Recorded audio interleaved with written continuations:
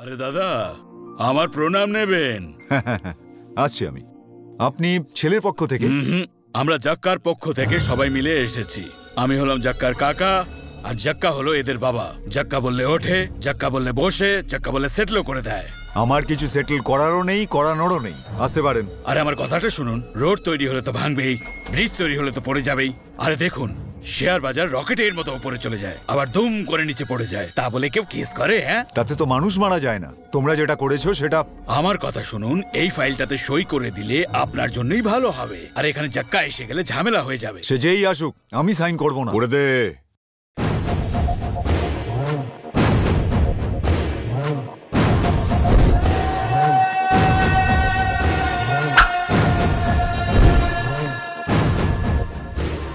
Sign করে দে। টাকা নিয়ে নে। কাকাকে বলে যা খুশি নিয়ে নে। একটু বুদ্ধি লাগান। গাড়ি বাড়ি টাকা পয়সা যা ইচ্ছে নে। নিজের পরিবারকে যদি ভালোবেসে থাকিস তাহলে টাকা পয়সা নিয়ে সাইন করে দে। এইসব ভাষণ তুমি কোর্টে গিয়ে দিও, আমাকে বলে লাভ নেই। বাবা, এটা কে? ওনার মেয়ে।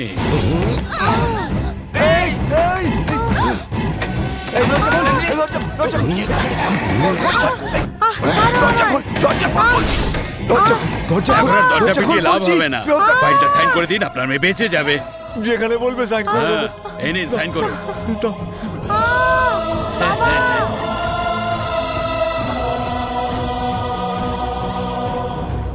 ভাইপো, এবার বেরিয়ে এসো। চলো, হয়ে গেছে। চলো। 97 নম্বর। এই যে ভদ্রলোক, এই ভয়টাই ভালো লাগছে, আর এই ভয়টাই আমি সবার চোখে এই রকমই দেখতে চাই। তুমি কি দেখেছো? না স্যার, আমি কিছুই দেখিনি। তাহলে তুমি কি করে জানলে? কাজে গেছিলাম স্যার। তাহলে তুমি এখানে কি করে আসলে? ঘরে গেছিলাম, ঘরের লোক আমাকে বলল, আর আমি দেখতে চলে এলাম।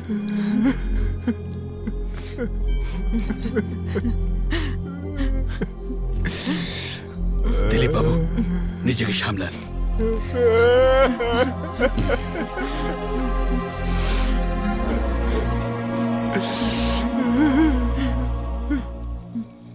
ভগবান আমার সততার এই প্রতিদান দিলেন আমায়, এখন আমি কি করব? কান্না থামান, এবার সে কাঁদবে যে এটা করেছে। আমি ওর এমন অবস্থা করবো সারা জীবন মনে রাখবে, সত্যি বলছি।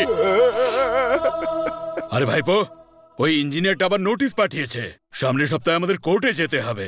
কতদিন কোর্ট ফুটে যায় না, ভালোই তো হলো। তার আগে একটা ভালো উকিল ডাকো আমাদের কেসটার জন্য। ভালোই হলো তোমরা আমাকে সেসব বলে দিলে। এবার আমি কোর্টে মিথ্যে বলে দেবো। আপনি আবার কি মিথ্যে বলবেন? আমি বলে দেবো ওই রেপ কেসের দিন তুমি এখানে ছিলেই না। সেম ডেটে সেম দিনে তুমি রেস কোর্সে বসে রেসে টাকা লাগাচ্ছিলে, এখানে ছিলেই না তুমি।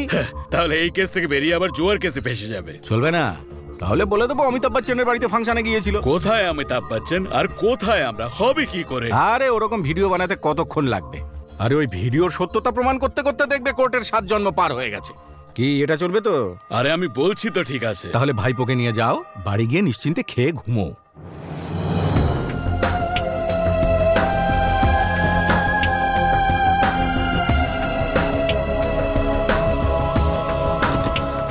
এর নাম গজ্জু, অনেক বড় বিল্ডার। এরা দুজনে মিলেই তো কেস করেছে। নমস্কার, কেমন আছো?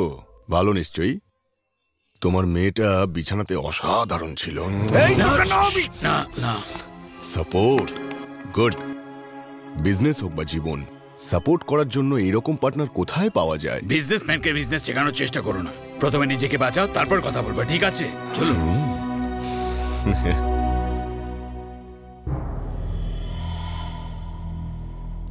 আপনি কি কোনো প্রমাণ দেখাতে পারবেন? ভগবান সাক্ষী, এই জায়গা যে ব্রিজ বানিয়েছিল সেটা ভেঙে পড়ে যায়, আর সেই কেসের রিপোর্ট আমার কাছেই আসে। আমার মেয়ের পরের সপ্তাহে বিয়ে হওয়ার কথা, আমি ওর কথা মানিনি বলে আমার মেয়েকে ধর্ষণ করে। ভগবান ছাড়া আমার আর সাক্ষী নেই। ইওর অনার, কোর্টে প্রমাণ ছাড়া তো কথা বলা যায় না, তাই বলছিলাম আমার কাছে প্রমাণ আছে। আমার ক্লায়েন্ট যজ্ঞার উপরে যে আরোপটা লাগানো হয়েছে, ঠিক সেই দিনে উনি হসপিটালে সারাদিন অ্যাডমিট ছিলেন। এই হলো তার মেডিকেল সার্টিফিকেট। আরেকজন ক্লায়েন্ট জয়প্রকাশ, উনি সেদিন অপসরা হোটেলে ছিলেন। এই সেই হোটেলের বিল।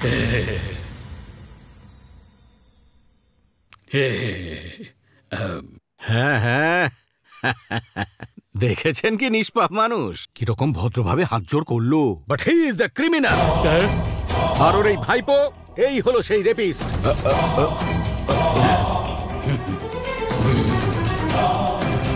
এইসব জালি প্রমাণ জলের দরে বাজারে বিক্রি হয়।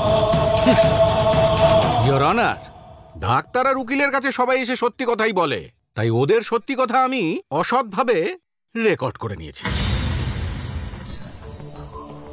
ওকে রেপ করতে কেউ দেখেনি তো? আরে দরজা বন্ধ করে দিয়েছিল, কেউ দেখতে পাইনি। আচ্ছা, মেয়েটা বেঁচে আছে তো? আরে বেঁচে থাকলে আপনার কাছে আসতাম নাকি? ইয়োর অনার, আমার বন্ধু এই কেসটাতে আমার সাহায্য চেয়েছিল। শুধু বন্ধুত্বের জন্য এটা করিনি, যাতে মানুষের ন্যায়ের ওপর বিশ্বাস না ওঠে তার জন্য করেছি। ন্যায়ের পথে লড়ে আমি গর্বিত। এই যজ্ঞাকে আপনি কঠিন থেকে কঠিনতম শাস্তি দিন, আমার শুধু এটাই অনুরোধ।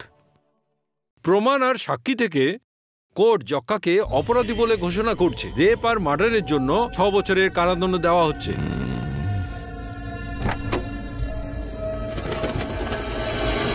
কেমন আছো? আমি এখানে বেশ আছি, খুব ভালোই আছি বলতে গেলে। শহরের যাই হয়ে যাক না কেন, এই জেলে 24 আওয়ার্স কারেন্ট, খাবার জন্য শুদ্ধ জল, প্রত্যেকদিন 4টে করে ডিম আর হাফ লিটার দুধ থাকে।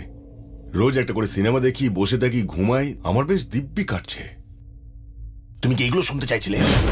আমি ভালো নেই আর আমি ভালো থাকতে পারবো না। এখান থেকে আমায় বার করো। ওদের শেষ না করা পর্যন্ত শান্তি পাবো না। সেই দিনকে আমি শান্তি পাবো। আরে ভাইপো, মাথা গরম করো না। জেলে আর কতদিন থাকবে? এই ছুটি ওই ছুটি করে ঠিক দিন কেটে যাবে। Second Saturday, fourth Saturday, Sunday, Republic day, কত ছুটি। কটা দিনেরই তো ব্যাপার। জেল থেকে বেরিয়ে তারপর প্রতিশোধ নিও। আমি অতদিন অপেক্ষা করতে পারবো না, এখনই বদলা নেব আমি। ঝক্কা বাবু, আমরা আপনাকে গভর্নমেন্ট হসপিটাল যাওয়ার ব্যবস্থা করে দিয়েছি। আপনার হাতে 30 মিনিট সময় আছে, কেউ যেন না জানতে পারে।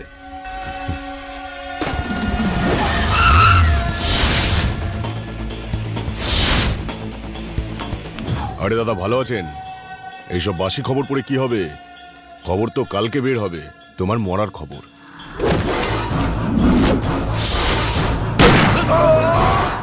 কাজ খুব স্লো চলছে।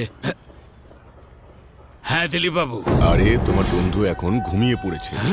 আমাকে জেলে পাঠিয়ে তোমরা শান্তি পেয়েছিলে না? একজনকে আপাতত শান্ত করে দিয়েছি, বাকি থাকলো 2 জন। পারলে বাঁচা। আমাকে ছেড়ে দাও যজ্ঞা, প্লিজ যজ্ঞা, আমাকে ছেড়ে দাও যজ্ঞা। তোকে ছেড়ে দেওয়ার জন্যই তো আমি এখানে এসেছি। সারা জীবনে দিলীপ বাবু, দিলীপ বাবু।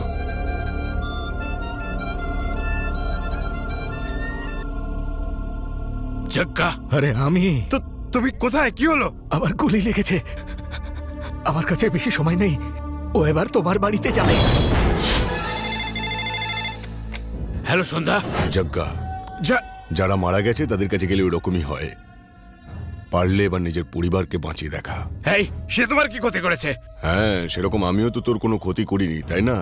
তবুও তুই আমাকে জেলে পাঠিয়েছিলি, সেটা মনে আছে তো? একটা কথা বল, তোর বাড়ির লোকেরা আছে কোথায়?